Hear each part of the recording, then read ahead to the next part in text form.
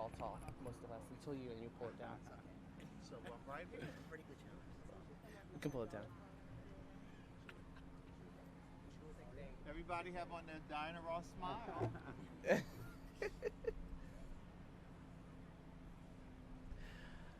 Good afternoon, everyone, and welcome to our press conference announcing a statewide Transgender History Month in the state of California. My name is Honey Mahogany. I am both the district director for Assemblymember Haney, but I'm also here in my capacity today at this lunch hour as the chair of the San Francisco Democratic Party.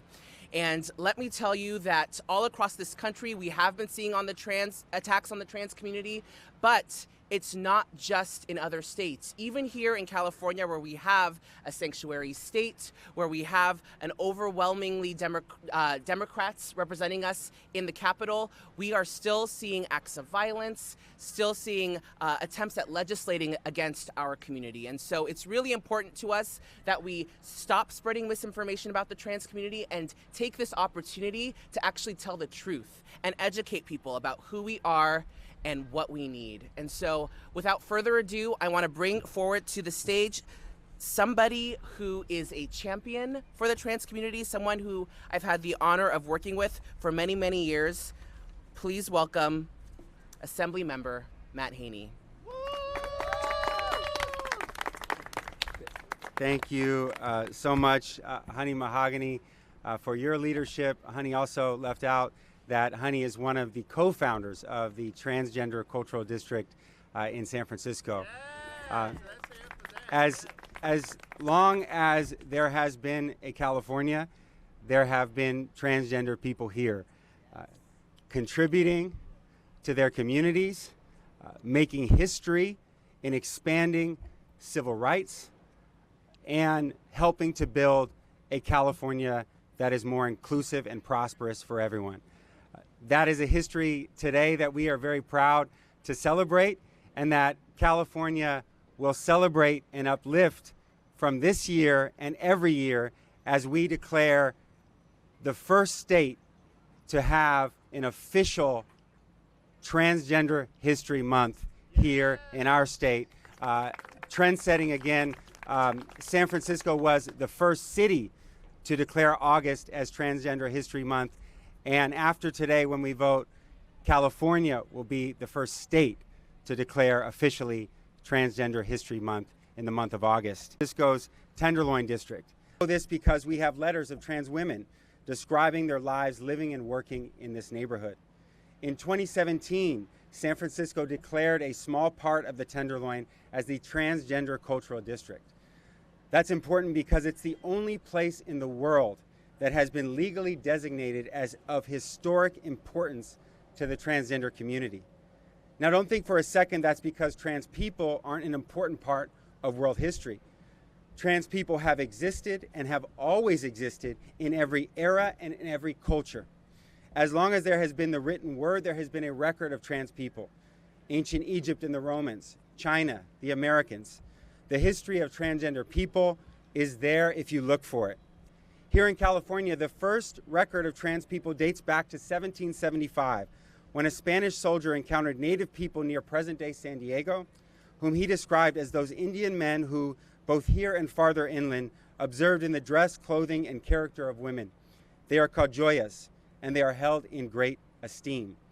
The gold rush in California created an environment where transgender people could thrive. We are lucky to know the history of stagecoach driver Charlie Parkhurst, a transgender man who ran stagecoach routes from Stockton to San Jose and whose life story was celebrated in the popular television show Death Valley Days, hosted by our former governor and president Ronald Reagan. The 1959 Cooper Donut riots in Los Angeles and the 1966 Compton cafeteria riot in San Francisco were the first LGBT civil rights uprisings in the country, and they were led by trans people. And this is years before the Stonewall riot in New York. The month of August, when the Compton's cafeteria riots took place, is now celebrated by the trans community as a turning point in transgender civil rights. I want to say that if you are first hearing about California's transgender history, it's not your fault. It's not your fault that we were never taught about gender non-conforming people growing up. It's the fault of historians and politicians who came before us, who chose to erase the lives of trans people from our history rather than being faced with a narrative that didn't agree with their bigotry. We can disagree with a lot of issues in California, but we cannot disagree on the existence of trans people. We can't disagree on the humanity of trans people. Trans people are our co-workers, our neighbors, our family makers, and our history makers. I'm proud to be a member of California's legislature that has been a voice of humanity and truth against the anti-trans movement currently sweeping across America. California has become a sanctuary state for the transgender community as they face unprecedented attacks in state legislatures, city councils, and school boards across the country. And right now, one of the most damaging, hateful talking points you hear from anti-trans bigots is the idea that trans people are somehow new, that being trans is somehow a modern invention. But we've seen over and over the resilience of the trans community and the amazing contributions that trans people have made to our country and our state. 2 years ago, the Transgender District, led by trans history activist who's here with us today, Jupiter Peraza, worked to create the nation's first Trans History Month in San Francisco.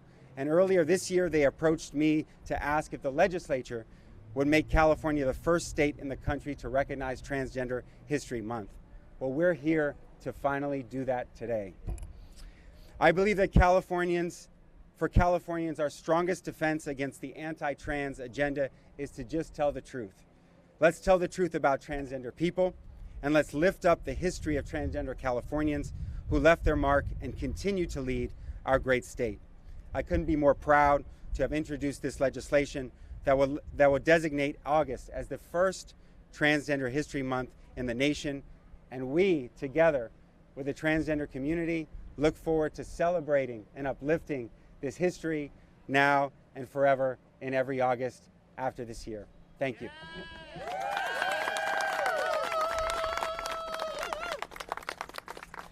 Thank you so much, Assemblymember Haney, for introducing this bill and for bringing us all together here today. I want to do a shout out to all the incredible organizations and folks who are here with us today, including the Transgender District, who's represented well today, including the two new executive co-directors, Brianna McCree and also Carlo Arteaga. I also want to give a shout out to, Jupiter Peraza, who is also here, who was one of the people who helped create Trans History Month. And also the Mayor's Office of Trans Initiatives from San Francisco is also represented here today, along with many other activists like Donna Persona, Tina Aguirre, and so many more. So thank you all for being here today. At this time, I would like to bring up somebody without whom today would not happen. Please welcome Jupiter Peraza. Thank you so much, honey. And also, we are incredibly grateful to Assemblymember Matt Haney for bringing this piece of legislation to the California Assembly. I am absolutely thrilled to be here with you all. A historic piece of legislation is going to a vote on the California Assembly floor, and that is why we are all here today. As Assemblymember Haney mentioned, in 2021, I wrote a proclamation calling for the designation of August as Transgender History Month in the city and county of San Francisco. San Francisco is densely rich in transgender history, and most notably, the Compton's Cafeteria Riot of 1966, which occurred 3 years before the Stonewall Inn riots of 1969. San Francisco Mayor London Breed officially signed Transgender History Month into law in August of 2021. And transgender history is not exclusive to San Francisco. It is everywhere, and it is certainly throughout this entire state. It is history that dates back all the way to the Gold Rush era, and it is history that has played a monumental role in shaping the state of California into what it is today. Recognizing and learning about transgender history humanizes a marginalized community, a community that has been the target of brutal and hateful legislative attacks in an effort to suppress self-expression and personal liberation. The violence and hatred that we have witnessed from elected representatives throughout the nation is utterly disappointing, heartbreaking, and frustrating. They have resorted to an ideology that is no stranger to our political landscape, an ideology that has been used before time and time again, an ideology that has caused harm, violence, and death. And we must put an end to that. We must break that cycle. And the way to do that is through education, awareness, historic dissemination, mentorship, and so much more. Thus, we must pass Transgender History Month in the state of California to begin fostering comprehension, compassion, camaraderie, and concurrence amongst all Californians of the struggles the transgender community has faced and is currently facing in the state. Transgender history is an opportunity to let go of notions and ideology that splits us apart. It is an opportunity to learn that we are bound by struggle, the tenacity of our spirit, and our love for our community. And as California has done time and time again, it has led. Californians are true leaders. And we must lead with recognizing Transgender History Month to welcome a new way of discussing transgender issues and the way forward. This year, California became a refuge state for trans youth and their parents fleeing persecution from other states in the country. Senate Bill 107, authored by Senator Scott Wiener, officially made this state a sanctuary for a very vulnerable community. And now, here we are at the state capitol, introducing Transgender History Month for statewide recognition. And it is a very pivotal step. And as I mentioned at the beginning, history will be made today. Thank you so much.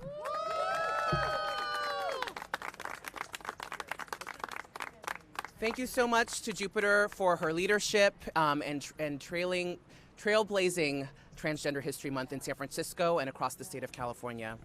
At this time, I'd like to bring up one of the co-executive directors of the Transgender District. Please welcome Carlo Arteaga. Thank you. Thank you, everyone, for being here today.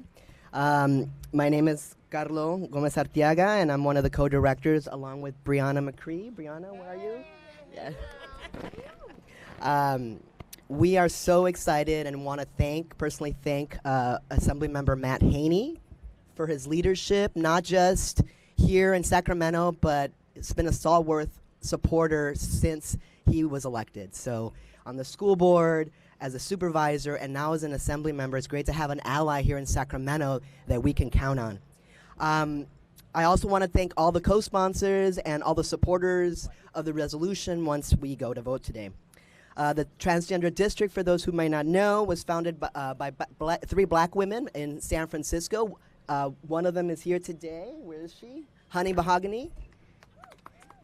Janetta Johnson and Arya Saeed, who led the Cultural District for the last 7 years. As Brianna and I come into leadership, we want to recognize the importance of this history. As was said before, the Transgender District in San Francisco was named originally after the Compton Cafeteria riots in August of 1966. And our mission really is to create an environment that fosters a rich history that we're recognizing today, culture that we bring and we've brought for centuries, and the legacy of our siblings who may not be here with us today, and the empowerment of transgender people. That's one of our stalwart main points that we want to get across. Our work with community is important. Our centering community is important. Our lifting our history is important. The roots that we have in the Tenderloin neighborhood in San Francisco are as stated before, go back years. But we want folks to know that the history that is in the Tenderloin neighborhood is San Francisco's history. And San Francisco's history is California's history.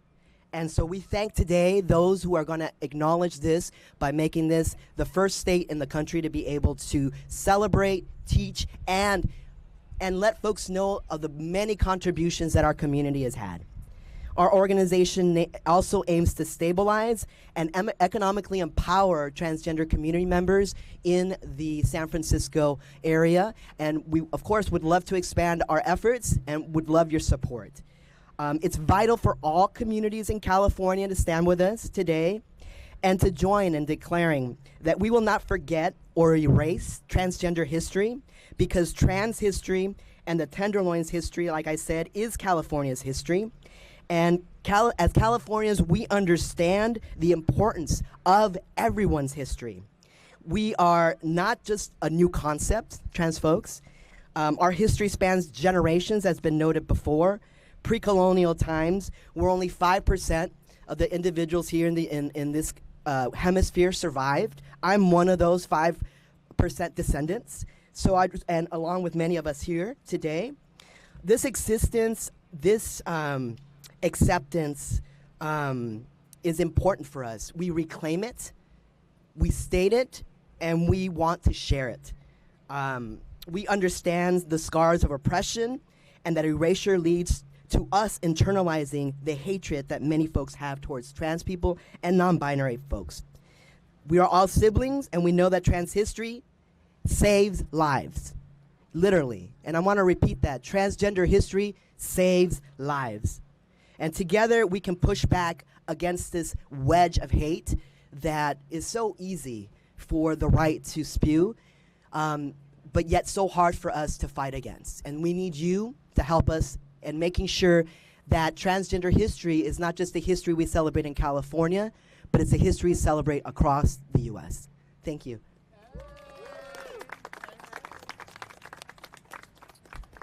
We'll now take this time to answer any questions. Hi, Ashley.